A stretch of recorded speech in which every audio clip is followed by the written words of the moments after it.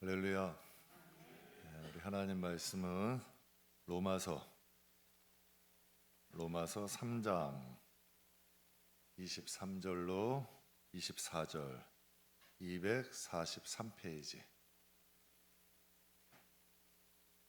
신약성경 243페이지 로마서 3장 23절 24절 말씀입니다.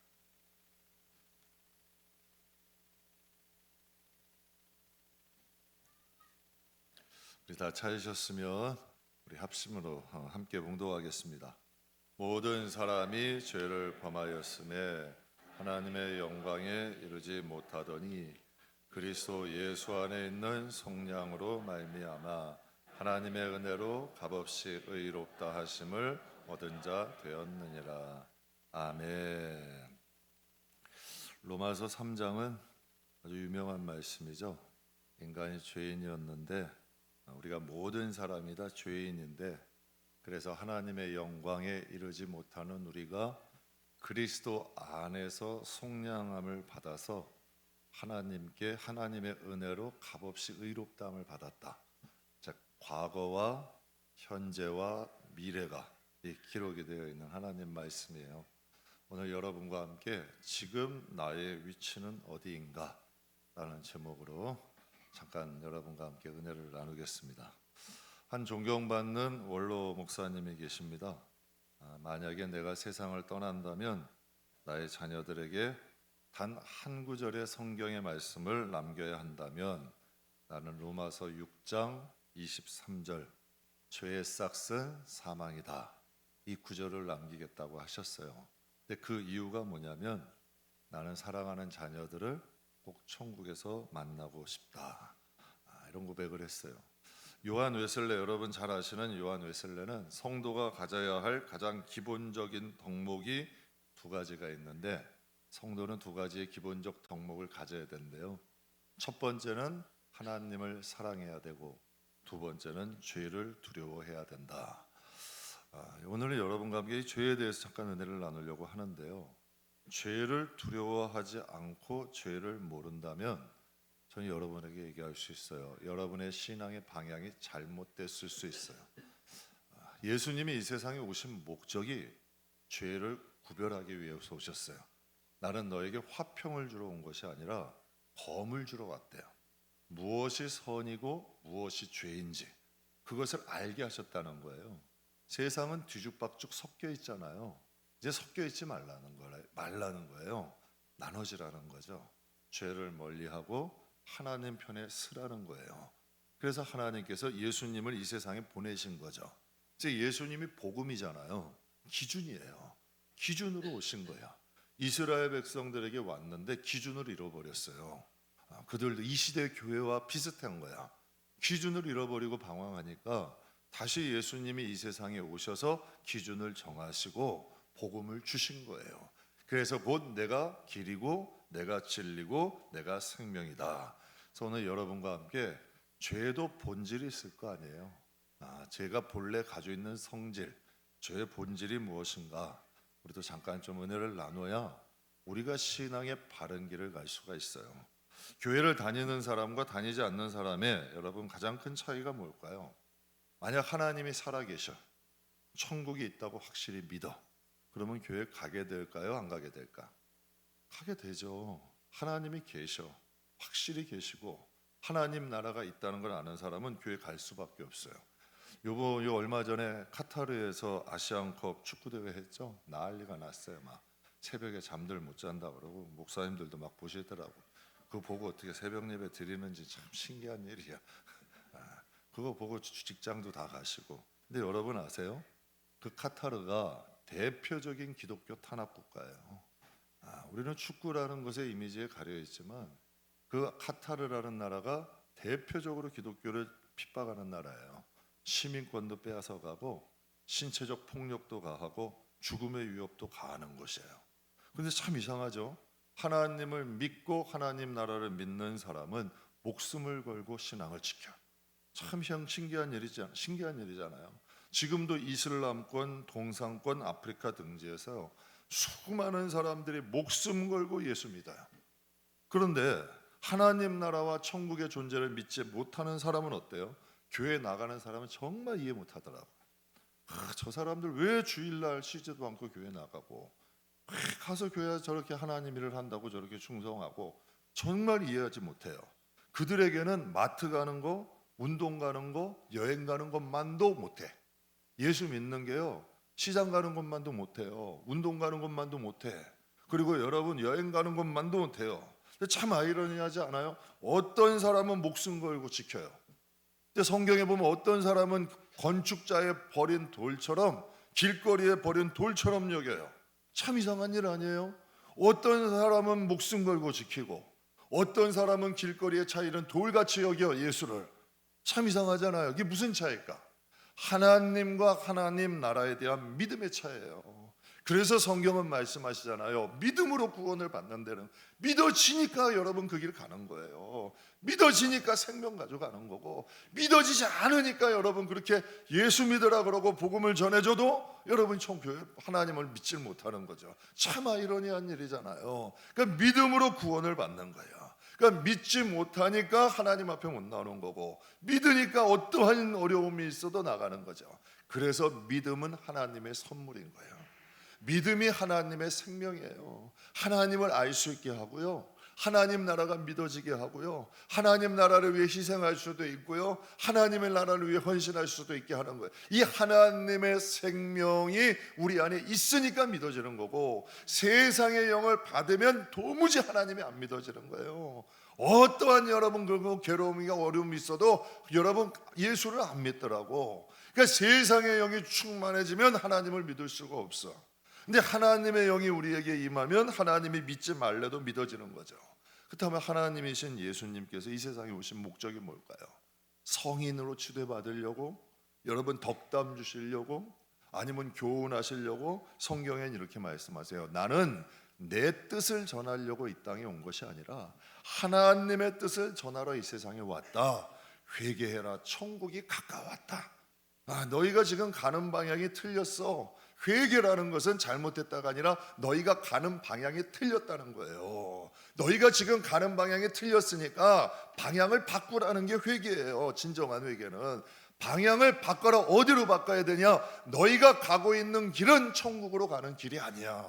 그러니 너희의 지금 삶의 방향을 바꿔야 돼. 그리고 회개하라, 천국이 가까이 왔다라고 말씀하시는 거야. 여러분, 인간의 지능을 알려면 어떻게 해야 될까요? 우리 아이 키우는 분들 우리 아들, 우리 아이는 똑똑해. 이것도 알고 저것도 알고 똑똑해 막 그러잖아요. 여러분, 아이의 지능 어떻게 할까요? 이건 주관적인 기준이 아니죠.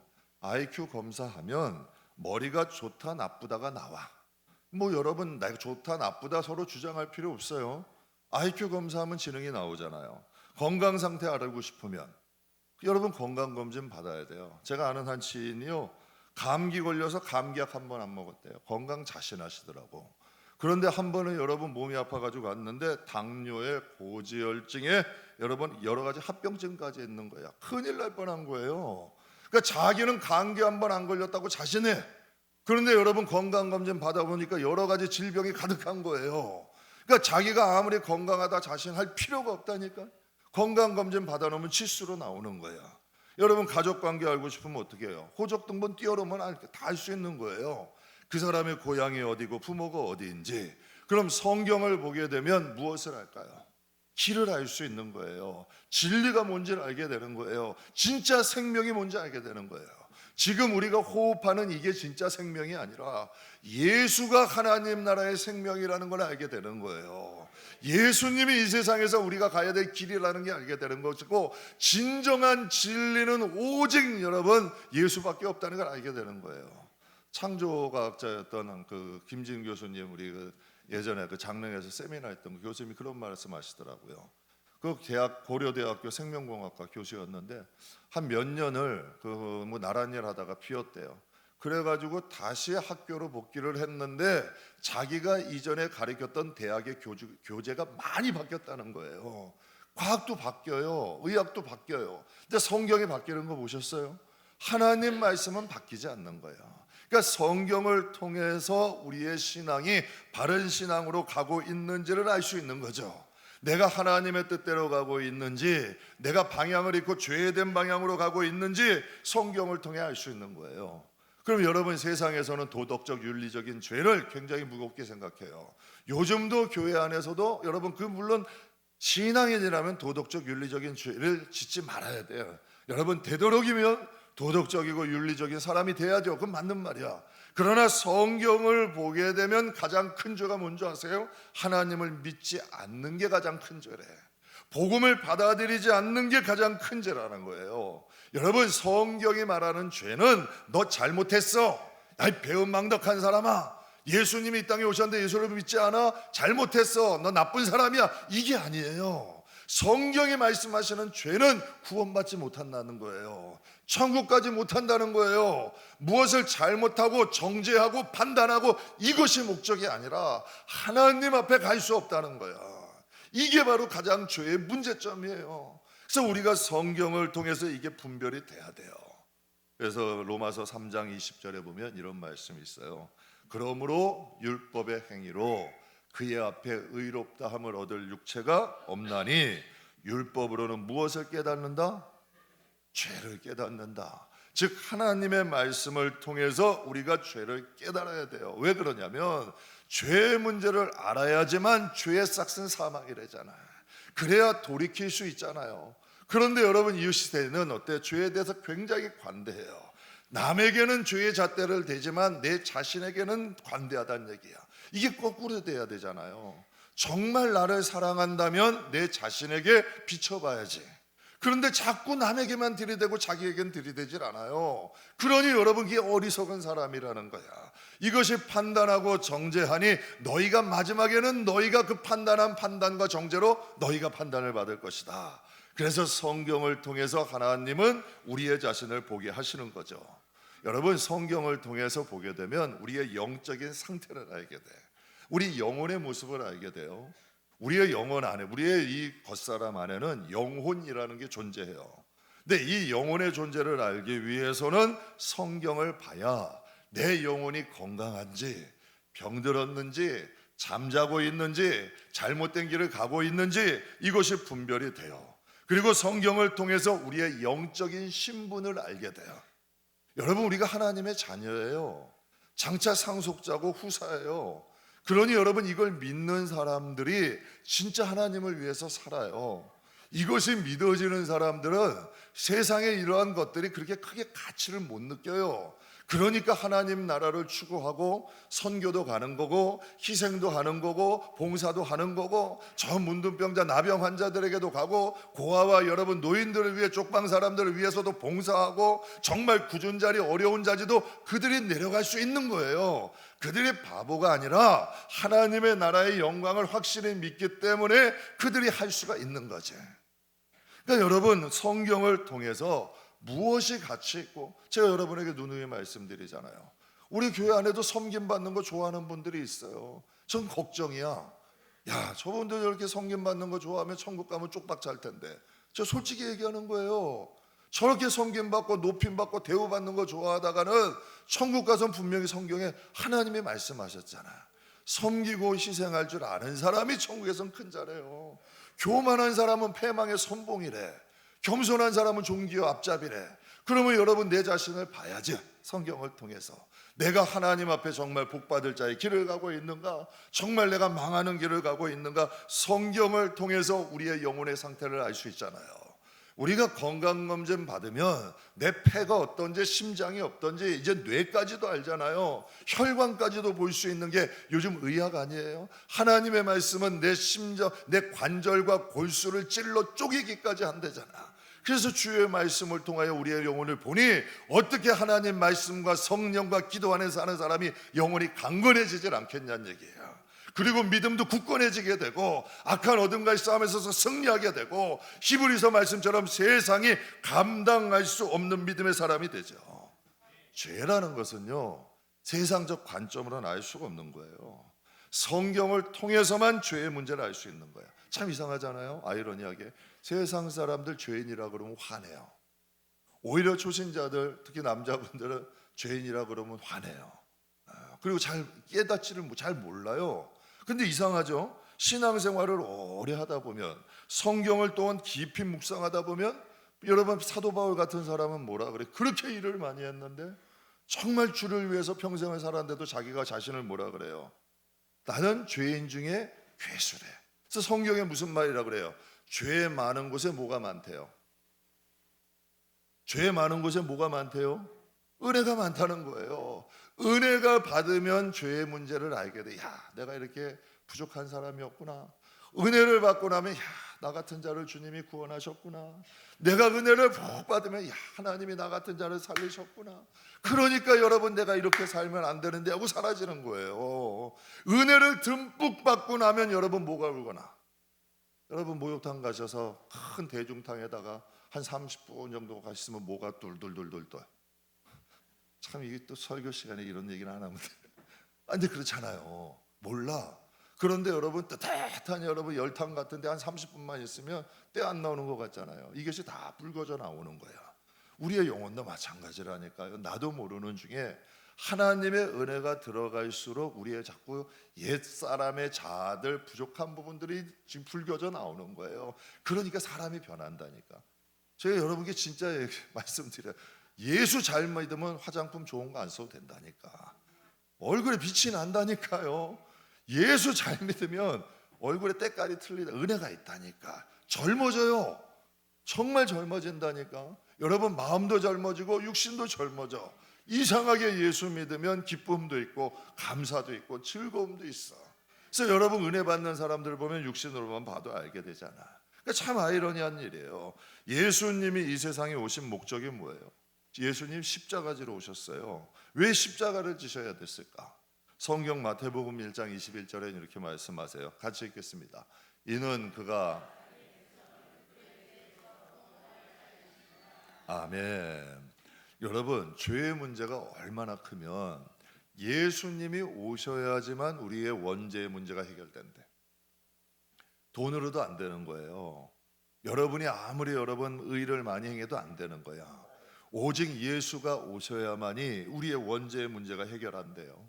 그래서 고린도전서 1장에 이런 말씀이 있어요. 십자가의 도가 멸망하는 자에게는 미련한 것이요 구원받는 우리에게는 무엇이다? 하나님의 능력이래요. 여러분 우리에게 십자가는 어떤 의미예요? 어떤 교회는 요즘은 십자가는 너무 무겁다고 혐오하게 사람들이 일반 초신자들이 혐오스럽게 여긴다고 교회 안에 십자가를 없애는 교회도 있더라고. 여러분 우리가 만약에 십자가가 없는 교회들은 여러분 어떻게 될까요? 당연히 여러분 교회와 교회는 십자가를 중요하게 생각하지 않을 거예요. 여러 가지 의미를 두겠지. 하지만 여러분 십자가가 없어지고 십자가의 중요함을 모른다면 여러분 멸망하는 자들에게는 십자가가 미련하대. 그러나 구원받는 우리에게는 십자가는 하나님의 능력이에요. 여러분에게 한번 여쭤봐요. 예수님이 오신 게 구원이에요? 아니에요. 예수님이 오신 것 자체가 구원은 아니에요. 예수님이 오셔서 십자가를 지심으로 구원의 문을 열어놓으신 것 아니에요. 그 십자가의 대속을 믿는 사람이 구원받는 거지. 예수님이 오셔도 여러분 믿지 않는 사람들이 얼마나 많았어요. 예수님이 십자가를, 유대인들은 예수님이 십자가를 지게 만들었잖아요. 그러나 그 십자가의 대속을 믿는 사람에게는 구원의 역사가 일어나는 거죠. 여러분 하나님이 법궤에다가 세 가지를 넣게 하셨죠. 만나를 항아리에 넣게 하셨고, 여러분 예수님이 그 십자가에 십계명 돌판 넣게 하셨고, 아론의 쌍난 지팡이를 법궤에 넣게 하셨어요. 저는 성도들의 마음에는 십자가가 있어야 돼요. 그 십자가의 대속으로 우리의 죄의 문제가 해결된 거예요.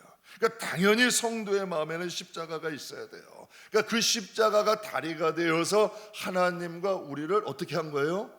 화목하게 한 거예요. 그래서 그 십자가의 능력이 미련한 자, 멸망받는 자에게는 십자가가 미련한 것이라도 구원받는 우리들에게는 우리가 하나님과 화목하게 되는 하나님의 능력이 됐다는 이야기예요. 이게 바로 구원의 여김이 그 십자가 속에 있는 하나님의 의미죠. 그러니까 하나님의 뜻은 악인이라도 구원하시는 거예요.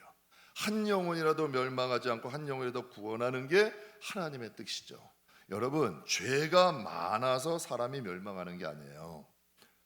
죄가 많았기 때문에 멸망하고 죄가 많기 때문에 죽는 게 아니에요. 여러분 회개하지 많아서 멸망하는 거예요. 예수님은 어떠한 죄라도 돌이키기만 하시면 용서할 준비가 되신 분이에요. 그래서 가장 흉악한 십자가를 지신 이유도 어떠한 흉악한 형벌을 지은 악한 자라 할지라도 예수 안에서는 대속이 가능하다는 거죠. 그래서 회개하지 않으면 멸망하는 거야. 여러분께 한번 여쭤볼게요. 목사는 회개하지 않아도 될까요? 드디어 우리 목사님이 맛이 갔구나 이렇게 생각하실 거 아니에요. 아유, 목사님도 돌아보셔야죠. 요즘 얼마나 많은 목사님들이 이상한 길 가고 쉰 냄새 많이 나는데, 아유, 우리 목사님 회개 많이 하시고 늘 여기 눈가가 촉촉해져지시고 하나님 앞에 돌아보시고 목회하셔서 어떤 성도분은 목사님 절대 교만하시면 안 돼요. 그래서 아유, 저도 교만하고 싶지 않아요.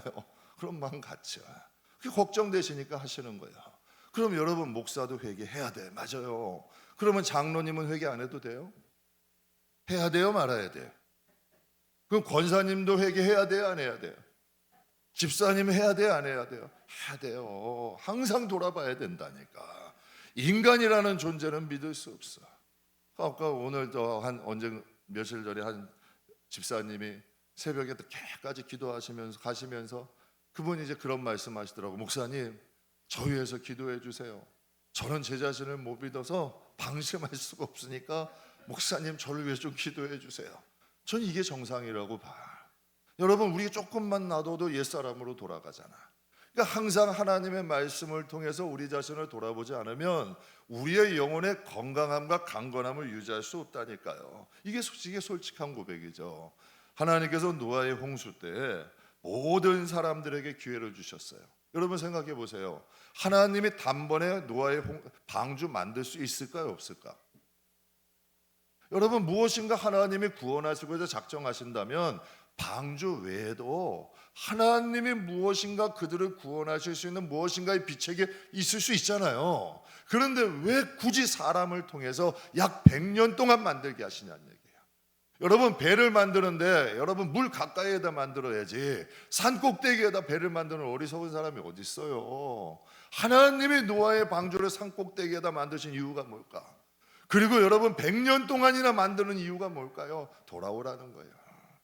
자, 여러분 방주 보면서 심판대가 이르렀으니까 돌아오라는 거예요. 여러분, 왜 곳곳마다 십자가를 여러분 많이 세워놨을까요? 믿지 않는 사람들에게 흉물일 수 있어요.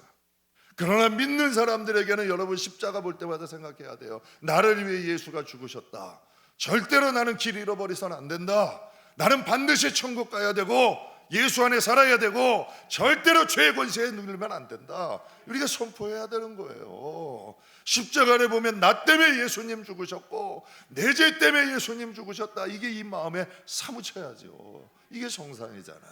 이러려고 예수님 그 길 가신 것 아니겠어요? 그러니까 하나님께서는 지금도 교회가 편의점보다 많다 그래요. 교회가 편의점보다 많다 그래요. 이 교회만 해도 그 교회가 얼마나 많아. 그러니까 하나님께서 노아의 시대처럼 구원의 문을 지금 열어놓은 시대예요, 닫은 시대예요? 열어도 우리나라 활짝 열어놓은 시대예요. 우리가 아무 핑계치 못한다 그러셨어. 지금처럼 구원의 문을 활짝 열어놓은 시대가 어디 있어요? 복음서에 보면요, 부자와 나사로의 비유가 나와요. 세상에서 부자는, 성경에 나오는 그 부자는 자색 옷을 입었대요. 자색 옷을 입었다는 건 왕의 옷을 입은 거예요. 그리고 여러분, 거지는 부자의 집에서 나오는 음식 찌꺼기를 먹었대. 그러니까 거지 중에도 상거지야.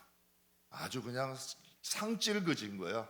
아무것도 진짜 먹을 게, 남의 집 음식 찌꺼기 먹어야 될 정도로, 그 정도로 가난한 사람이야. 세상에서 그 부자와 나사로가 비교가 돼요, 안 돼요? 돼요, 안 돼요? 전혀 안 되잖아요. 그러면 여러분, 하나님의 나라에서는 이 거지는 아브라함의 품에 앉아 있었고, 여러분 부자는 입술에다가 물 한 방울만 찍어달라고 사정사정을 해요. 하나님은 농담하시는 분 아니잖아요.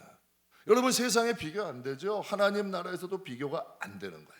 저는 그렇게 생각을 해요. 그렇다면 여러분 한번 보세요. 그럼 요즘 교회 안에서 여러분 정말 그것이 적용되고 있어요?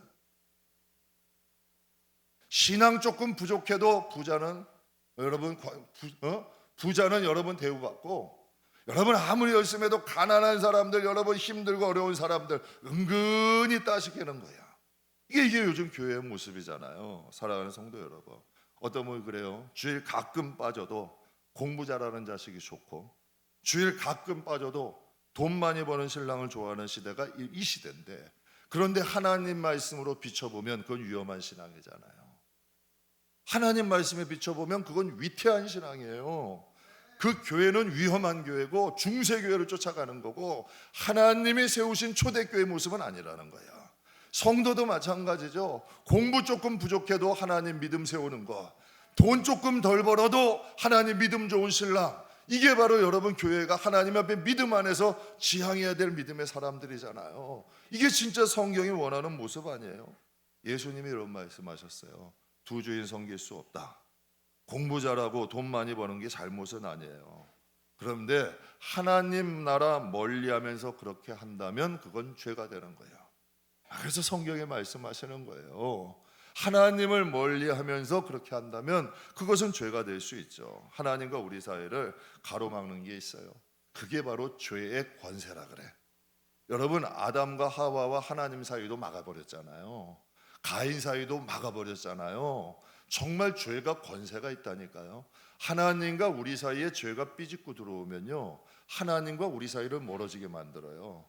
교회도 마찬가지예요. 교회도 죄의 권세가 들어오기 시작하면요, 하나님의 뜻과 교회도 멀어지게 만들 수 있어. 그게 여러분 진짜 이 죄에도 권세가 있다는 뜻이죠. 그래서 고린도후서 5장에 이런 말씀이 있어요. 그리스도 안에 있으면 무엇이다? 피조물이다. 이전 것은 지나갔으니. 그러면 여러분, 많은 분들이 우리는 예수 믿었으니까 새로운 피조물이래요. 전제가 있잖아요. 전제가 있죠. 그냥 다 새로운 피조물이래요? 어디 있어야 된대요? 그리스도 안에 있냐는 거예요. 제가 이제 여러분 오늘 설교 제목이 지금 나의 위치가 어디냐는 거예요. 여러분, 우리의 위치가 진짜 그리스도 안에 있나요? 내가 진짜 그리스도 안에서 살고 있냐는 얘기예요. 다 새로운 피조물이 아니에요. 우리가 그리스도 안에 있을 때에만이 새로운 피조물이 된다고 말씀하시는 거예요. 예전은 있었으나 지금은 아니다, 안 되는 거죠. 신앙은 과거형이 되면 안 돼요. 현재형이 돼야 돼. 지금 현재의 모습이 중요한 거예요. 저는 목사지만 항상 하나님 앞에 처음에 그 마음을 저도 하나님 안에 머물러 있으려고 노력해야 돼요. 항상 저도 목사지만 물어봐야 돼요.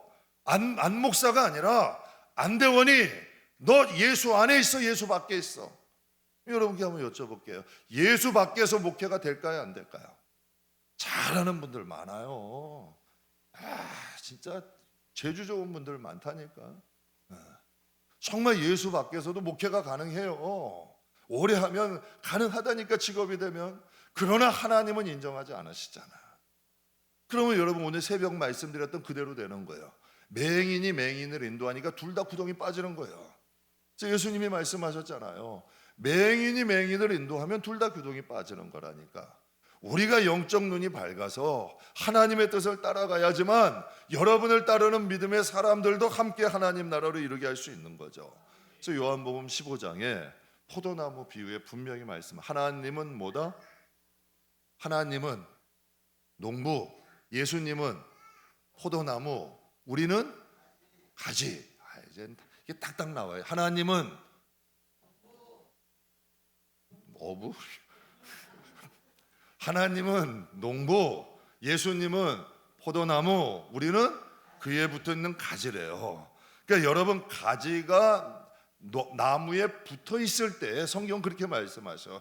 그때 농부는 가지를 소중히 여겨서 많은 열매를 맺게 하고자 그 가지를 더 깨끗하게 하신다 그랬어요.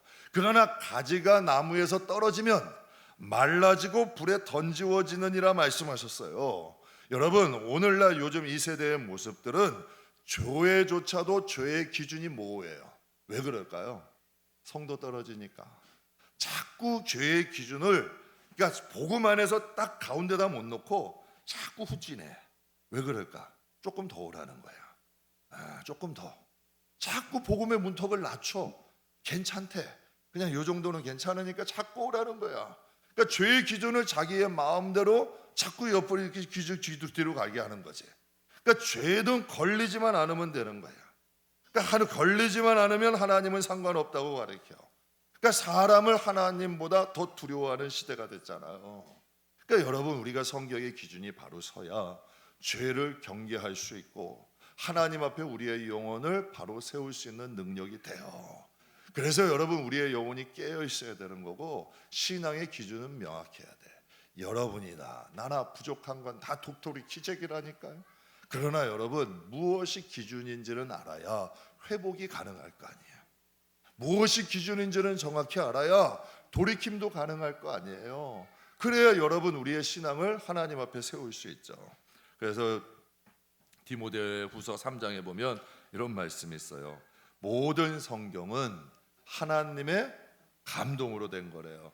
교훈과 책망과 바르게 함과 의로 교육하기에 유익하니 하나님의 사람으로 어떻게 한다?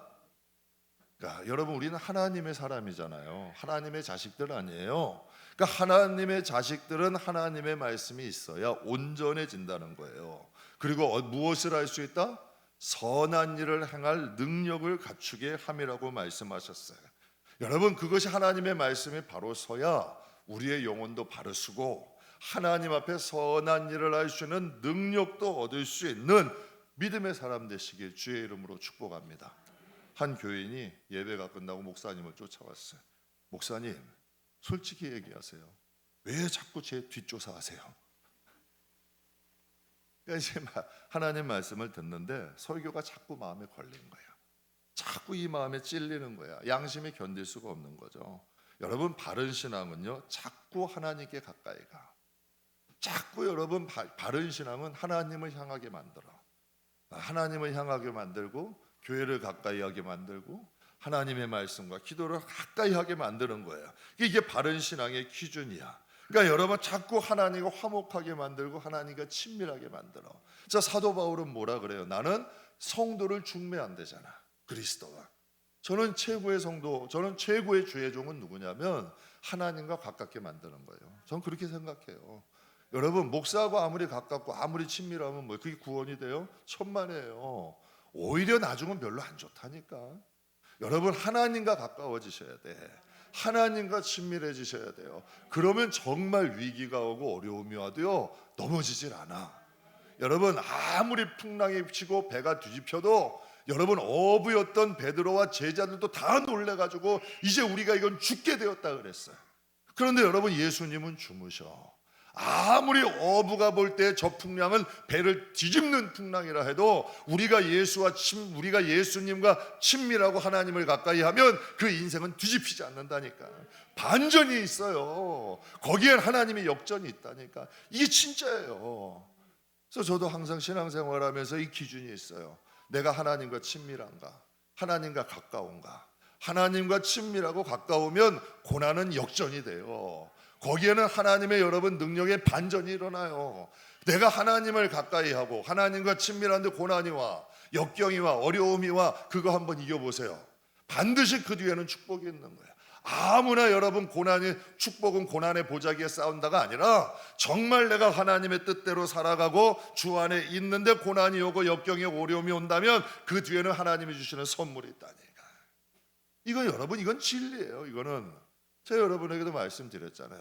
올해도 여러분, 우리에게 하나님이 큰 복 주셨잖아요. 여하튼 여러분 성도들이 함께 하나님 예배할 수 있고 정말 고생 수고 아직 아니하고도 하나님이 주시더라고. 그러니 어떻게 이 길을 안 가겠냐는 얘기야. 그래서 개척하면서도 힘들다 어렵다 전 여러분에게 얘기 안 해본 것 같아. 왜 힘들고 어려운 게 없겠어요? 왜 여러분 힘들고 어려운 일들이 없겠어? 그러나 그게 기회가 된다니까. 그게 하나님이 주신 기회가 되고요, 그게 하나님께 인정받는 기회야. 근데 그거를 자꾸 입으로다가 그냥 방정맞게 쏟아버리고 여러분, 그것을 불평불만해가지고 다 기회를 엎어버린다니까. 정말 하나님께 국률 입을 기회고 하나님께 불쌍히 입을 기회고 하나님께 복받을 기회라니까요. 정말 그래서 여러분, 성경에도 너희 나와서 부르짖어라, 애통해라, 통회해라, 내가 너희 듣겠다. 여러분 생각해 보세요. 아무렇지도 않는데 부르짖음이 나와요? 아무렇지도 않는데 여러분 애통함이 나와요? 아무렇지도 않는데 여러분 하나님 앞에 여러분 통회함이 나와요? 정말 세상 살아보면요, 옆구리 한 번만 푹 찔러도 그냥 팍 터질 정도로 괴로움이 있을 때가 있어요.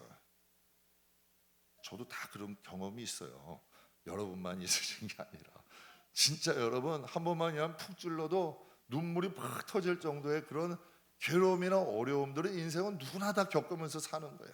근데 그거를 어디다 쏟느냐가 문제지. 그래 올코니 한 명만 걸려라. 어떤 분은 또 가족에게 뭔 죄라고 가족에게다 쏟아부어, 교우에게 쏟아붓는 분도 있고. 그건 그렇게 하는 게 아니에요. 하나님께 쏟아붓는 거예요. 하나님 앞에 와가지고 눈물로 하나님 앞에 애통하면서 쏟아부으면 하나님이 그때 등 두드려 주신다니까. 눈물 닦아 주신다니까요. 화가 복으로 바꿔주는 역사들이 일어나요. 사랑하는 성도 여러분, 세상의 관점으로 보는 신앙은 위험한 거예요. 항상 성경의 관점으로 여러분의 신앙을 점검하세요. 그럼 바른 신앙이 세워져요. 온전케 하신대잖아. 하나님이 온전케 하시고 선한 일을 행할 수 있는 능력이 된대. 여러분 보세요. 세상에서도 좋은 일 하면 정말 여러분 그게 가치가 있어. 우리가 하나님을 위해 선한 일을 하고 좋은 일을 하면 그것은 성경에 보면 하늘 보물 창고에 쌓인다고 말씀하셨어요. 여러분 인간에게 가장 큰 저주가 뭔지 아세요? 로마서 1장 3절 우리 같이 한번 읽어보겠습니다. 썩어지지 않는, 아멘. 하나님의 영광을 나타내야 돼요. 하나님이 모세에게 화나신 건 다른 게 아니에요. 너 자식 같은 이스라엘 백성에게 나의 영광, 그러니까 광야 2세대들 아니에요. 그러니까 모세에게는 다 자식 같은 사람이야. 그런데 하나님이 이 모세가 그 자식 같은 이스라엘 백성들에게, 여러분 이스라엘 백성들은 모세를 보므로 누구를 보겠어요? 누구를 보겠어요? 하나님을 볼 거 아니에요. 그러니까 하나님은 모세를 통해서 그들이 하나님을 배우기를 원하신 거야. 그런데 그가 여러분 하나님 앞에, 그가 여러분 하나님의 그 거룩하심을 드러내지 못했을 때 하나님이 노하신 거잖아요. 그러니까 성경도 마찬가지. 썩어지지 않는 하나님의 형상을 여러분 썩어질 것으로 바꾸는 거예요. 존재의 목적을 바꿔버리는 거죠. 여러분 하나님의 자녀들이 세상의 욕심, 혈기, 미움, 음란, 탐욕, 교만 등 이러한 것으로 가득한 모습으로 산다면, 여러분 한번 생각해, 저는 목사잖아요. 그런데 욕심이 덕지덕지 붙어 있어. 뭐만 남으면 다 싸가지고 우리 집 가져간대. 아이고 저기 가져요. 이거 2개 가져갔잖아. 일로 가져오셔. 아이고 그거 남기면 어떻게 그거 가져가? 내 집에다 싸놓. 욕심이 덕지덕지 붙어 있어. 조금만 하면 화를 버럭버럭 내. 집사님, 제 목소리 얼마나 큰데?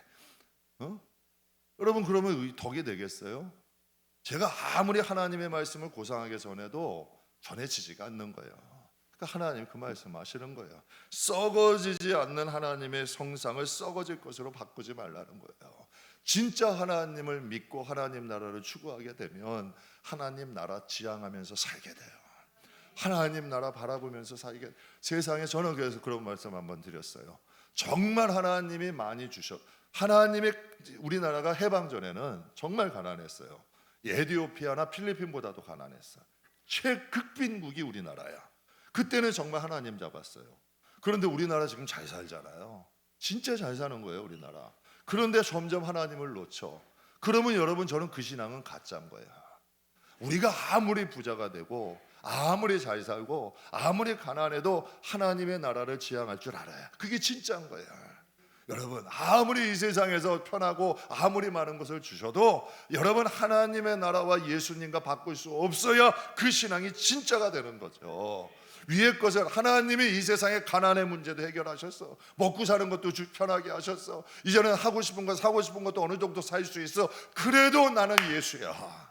그래도 나는 하나님 나라를 지향해. 이게 진짜 신앙이죠. 이게 진짜 살아있는 신앙이고 그 나라가 하나님 나라가 임한 사람이죠. 그러니까 사도 바울 같은 사람은 많은 사람이 부러워하는 것임에도 그가 뭐라 그래요? 나는 그것을 배설물과 같이 여긴다. 그걸 여러분 다 쓰레기통에 버린 게 아니라 하나님의 나라와 영광에 비하면 그것은 배설물이라는 거야. 이게 진정한 신앙의 모습이죠.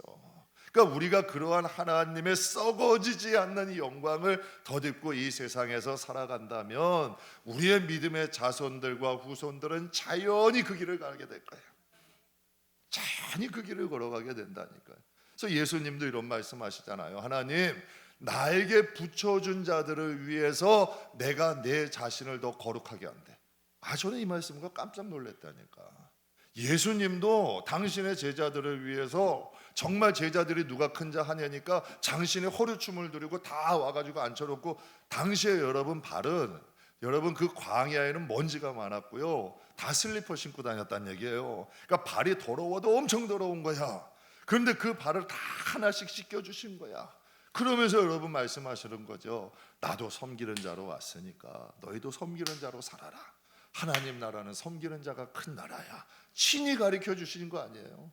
여러분, 예수님이, 베드로가 예수님 3번이나 부인했잖아. 저주했잖아요. 그런데 예수님이 어떻게 하셨어요?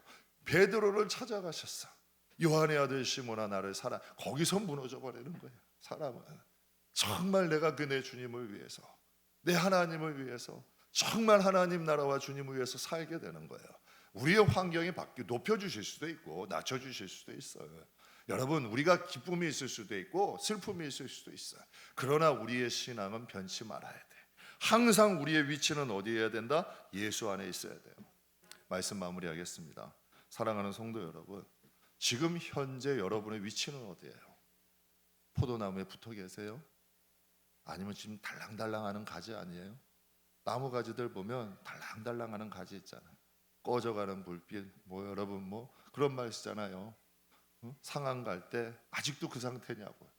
아니면 여러분 정말 튼튼하게 딱 붙은 굵은 가지가 되어서 매일 계절마다 여러분 많은 열매 맺는 가지야.